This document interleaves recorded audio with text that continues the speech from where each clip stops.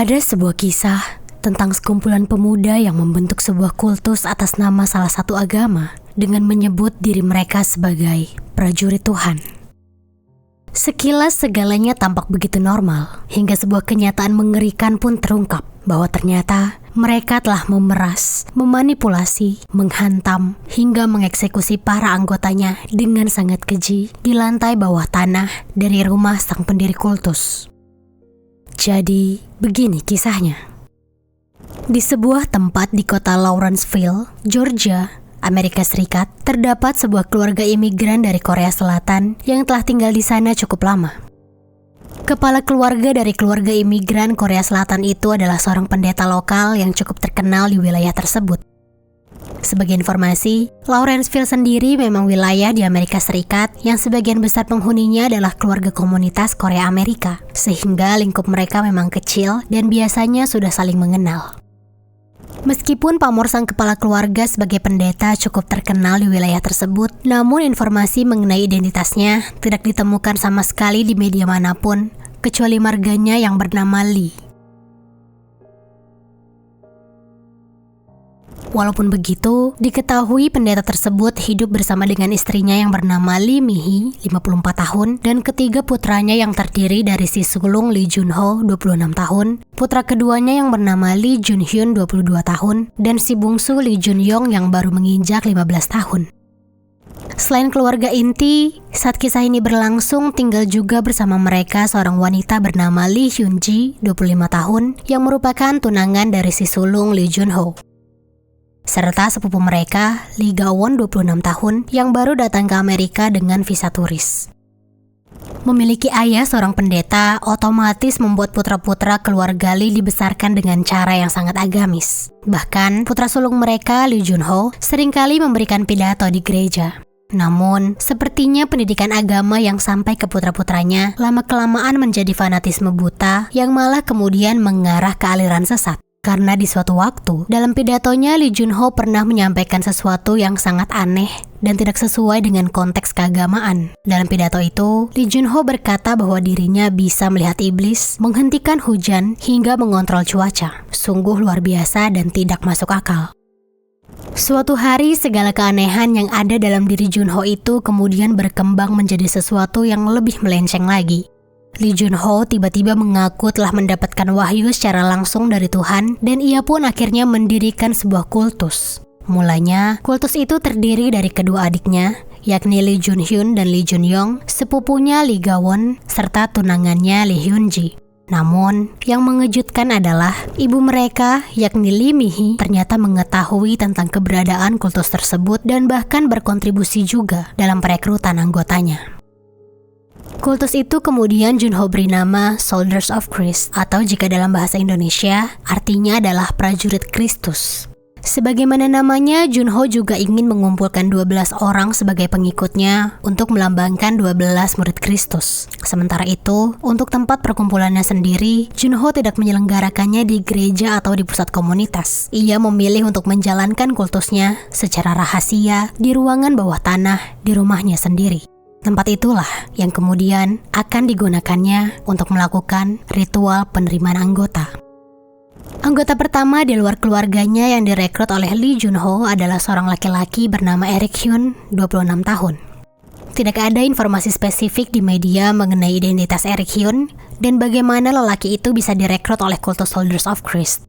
Tetapi dari yang diketahui, Eric tinggal dan memiliki keluarga di Georgia, wilayah yang sama dengan tempat tinggal keluarga Lee. Sehingga kemungkinan pemuda itu dan keluarganya adalah salah satu jemaat di gereja yang dipimpin oleh ayah dari Lee Jun-ho.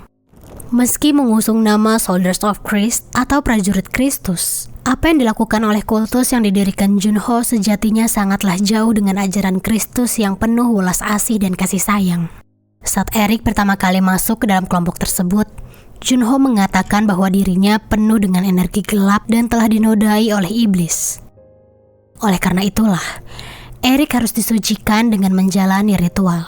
Setelah itu, apa yang dialami Eric sangatlah mengerikan. Lelaki itu ditahan di ruang bawah tanah, tempat kelompok itu berkumpul, dicuci otaknya dan diperlakukan dengan sangat buas. Yang mana selama ritual, Eric dilarang makan dan minum, dipukuli dengan ikat pinggang, hingga diserang dengan airsoft gun, hingga ada lebih dari 100 luka di tubuhnya. Bukan hanya itu saja, Eric juga dipaksa memberikan puluhan ribu dolar ke rekening Korea keluarga mereka. Uang dari Eric itu kemudian mereka gunakan untuk membeli rumah di daerah Suwanee, Georgia. Di samping itu, ketika Eric sedang menjalani ritual penerimaan anggota, Mihi Lee yang sedang berada di Korea juga secara aktif mencari target buruan baru untuk masuk ke dalam kultus milik putranya itu. Di sana, Mihi bertemu dengan salah satu sahabatnya di Korea yang bernama Cho. Saat itu, Cho mengeluh kepada Mihi bahwa putrinya yang bernama Sehee, 33 tahun, sedang mengalami trauma berat karena kekerasan dan pelecehan yang dialaminya. Melihat itu, Mihi pun melihat sebuah kesempatan. Kepada Cho, Mihi pun berkata seperti ini. Wah, kalau gitu sih ada baiknya kembali ke Tuhan dan minta pertolongannya aja ya. Putraku tahu loh, cara membersihkan jiwa biar Sehee sembuh dan imannya kuat lagi. Kalau kamu tertarik, nanti kamu sama Sehee ikut aja sama aku ke Amerika ya. Begitu bujuk Mihi. Mendengar itu, Cho yang sudah dalam keadaan bingung mencari jalan keluar pun tertarik dengan ajakan sahabatnya itu. Pada tanggal 21 Juli tahun 2023, Cho bersama putrinya, Sehee, pun pergi ke Lawrenceville, Amerika bersama dengan Mihi. Sampai di Lawrenceville, Sehee dan ibunya pun diajak Mihi untuk tinggal di rumah keluarganya dan ikut ibadah di gereja yang dipimpin oleh suaminya. Melihat keluarga Lee yang begitu taat dan agamis, membuat Cho yakin bahwa jalan yang dipilihnya untuk penyembuhan putrinya adalah jalan yang benar.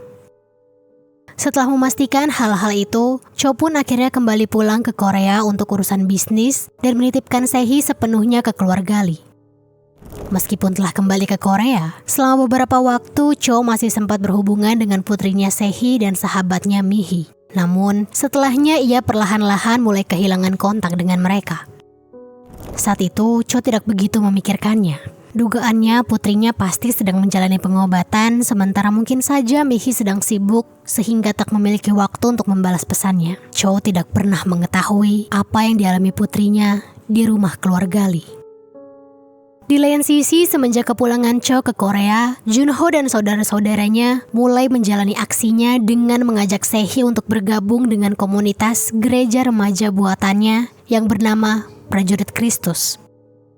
Karena telah percaya sepenuhnya kepada keluarga Lee, tanpa bertanya lebih jauh, Sehee pun langsung setuju untuk bergabung ke sana dan bertanya apa yang harus ia lakukan untuk menjadi anggota di komunitas itu.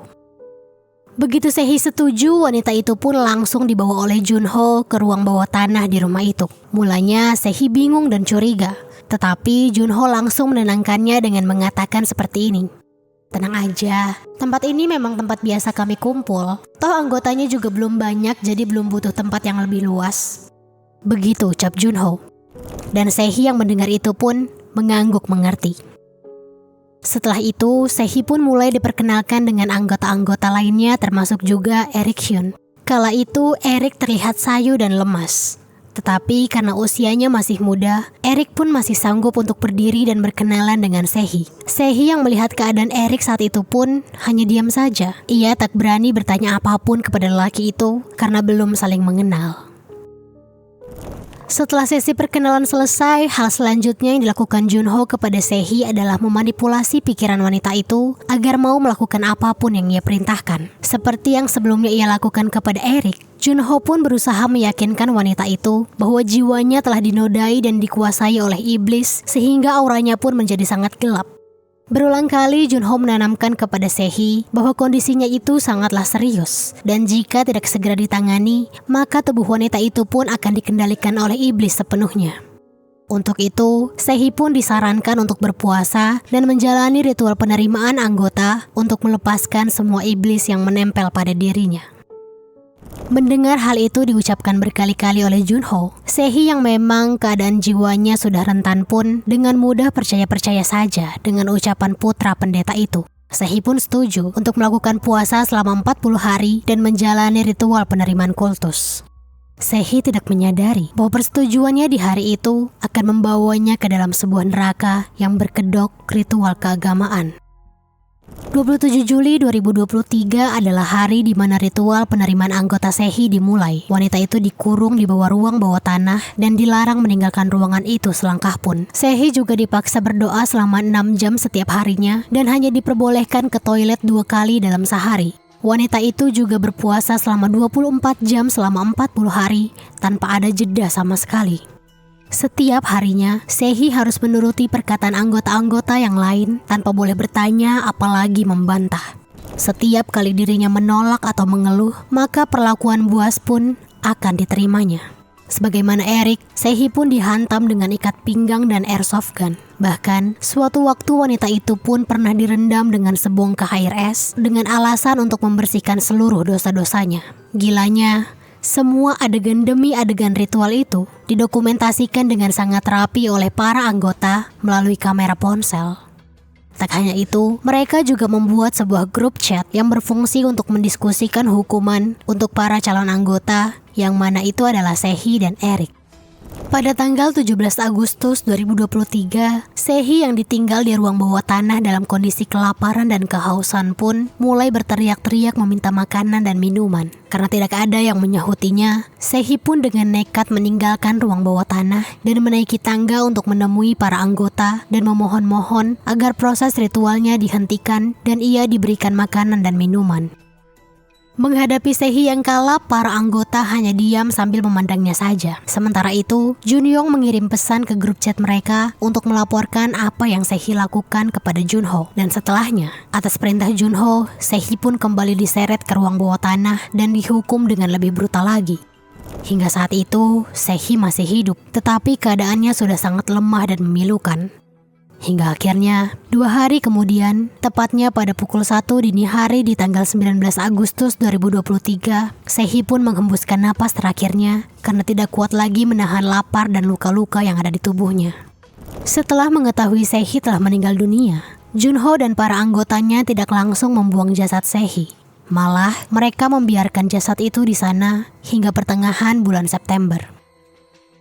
Sebagai informasi, saat Sehi meninggal dunia, Eric Hyun baru saja diterima sebagai anggota tetap karena telah menyelesaikan semua rangkaian ritualnya. Untuk itu, di tanggal 12 September 2023, Eric pun mereka tugaskan untuk membuang jasad wanita itu. Hal itu mereka lakukan agar jika suatu waktu jasad Sehi ditemukan oleh pihak berwajib, maka Eric pun akan menjadi kambing hitam yang dicurigai oleh polisi.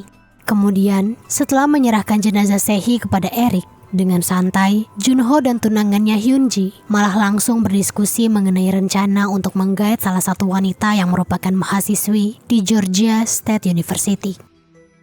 Di lain sisi, Eric yang ditugaskan membuang jenazah Sehi tiba-tiba merasakan rasa sakit yang begitu parah di tengah perjalanan.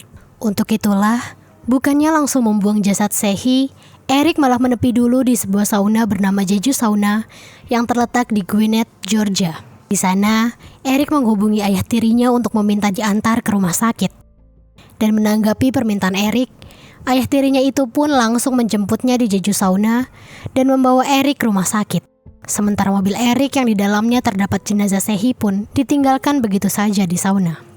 Begitu sampai di rumah sakit dan mendapatkan perawatan, Eric yang tiba-tiba teringat akan jasad Sehi pun berkata kepada ayahnya bahwa ada sesuatu yang tertinggal di mobilnya. Untuk itu, ayahnya pun kembali lagi ke sauna untuk mengecek barang Eric yang tertinggal. Namun, bukan barang yang ditemukannya. Ayah tiri Eric malah mencium bau yang menyengat di sana, dan ketika ia cari sumber baunya, betapa terkejutnya ayah Eric ketika menemukan jasad wanita yang sudah membengkak di sana. Tanpa mengingat apa-apa lagi, ayah tiri Eric pun langsung menghubungi polisi setempat untuk melaporkan apa yang baru saja dilihatnya. Polisi yang mendapatkan laporan pun langsung mendatangi lokasi penemuan jasad dan mengirim jasad tersebut ke forensik. Mirisnya, saat ditemukan jasad Sehi hanyalah seberat 70 pon atau sekitar 32 kg saja. Mengetahui mobil tersebut adalah milik Eric, lelaki itu pun langsung diinterogasi. Namun, karena keadaannya, Eric pun tidak bisa langsung ditahan di kantor polisi. Butuh waktu 2 minggu bagi lelaki itu untuk dirawat di rumah sakit, sebelum akhirnya ditahan di kepolisian daerah Gwinnett. Di sana kondisi Eric masih harus terus diperiksa secara berkala oleh tenaga medis penjara. Di samping itu, pagi hari di tanggal 13 September 2023, berbekal keterangan dari Eric, dan kamera dashboard dari mobilnya, polisi pun menggeledah rumah keluarga Lee dan menangkap Lee Jun-ho, Lee Jun-hyun, Lee Jun-yong, Lee Ga-won, dan Lee Hyun-ji. Adapun ibu mereka, Lee Mi-hee, baru ditangkap 1 bulan kemudian. Saat polisi bertanya apa motif mereka melakukan ini semua, mereka hanya bisa menyangkal bahwa mereka telah melakukan hal yang salah. Bagi mereka, semua itu mereka lakukan hanya untuk menyebarkan firman Tuhan. Sidang pun akhirnya dilaksanakan pada tanggal 15 Oktober 2023 dan seluruh pelaku harus menghadapi dakwaan serius termasuk pengeksekusian, pemenjaraan manusia secara ilegal, perusakan bukti, dan merahasiakan meninggalnya Sehee. Kemudian, pada tanggal 17 Januari 2024, Lee Mi-hee bersikeras menyatakan bahwa dirinya dan putra bungsunya Jun-yong tidak bersalah. Adapun Eric sebagai korban, akhirnya dibebaskan dengan jaminan $100.000 atau sekitar 1,5 miliar dalam rupiah. Dan dikenakan syarat yang sangat ketat, di mana ia harus memakai gelang kaki pelacak agar polisi dapat selalu memantaunya. Hingga kini persidangan untuk kasus ini masih terus berlanjut, sehingga hukuman final untuk para tersangka pun belum ditentukan. Namun, kasus ini sangat menggemparkan di Amerika dan menimbulkan kekhawatiran parah di lingkungan tersebut akan kemungkinan adanya kultus sesat lainnya. Untuk itu, atas segala kejahatan yang telah dilakukannya, kini keluarga Lee pun terancam hukuman penjara seumur hidup atau separah-parahnya adalah hukuman eksekusi.